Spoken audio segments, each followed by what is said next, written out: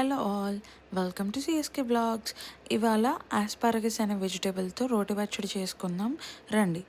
ముందుగా ఆస్పారగస్ని ముందు వెనక కాడలు కట్ చేసేసుకొని ఆ ఫ్లేవరింగ్ పార్ట్ కట్ చేసేసుకొని బాగా వాష్ చేసుకొని ప్యాన్లో ఆయిల్ పెట్టేసుకొని ఆ ముక్కలు వేసేసి దాంట్లో కొంచెం ఉప్పు, పసుపు, చింతపండు, టమాటో ముక్కలు వేసి బాగా మగ్గినాక పచ్చిమిర్చి వేసేసి గార్లిక్ క్లోవ్స్ వేసుకొని ధనియాలు ఉంటే ధనియాలు, ఆరెల్స్ కొరియాండర్, కొత్తిమీర వేసేసుకొని దాంట్లో కొన్ని ఉల్లిపాయ ముక్కలు కూడా వేసేసుకొని బాగా ఉడకనిచ్చి స్టవ్ ఆపేసుకొని పక్కన పెట్టుకొని చల్లారినాక దాన్ని మిక్సీలోకి తీసేసుకొని మిక్సీ పట్టేసుకున్నాక రైస్ ఆర్ రోటీలోకి వేసుకొని తింటే భలే టేస్ట్ వచ్చింది. అండ్ ఇది డైటరీ ఫైబర్ రిచ్ ఫుడ్ అనమాట.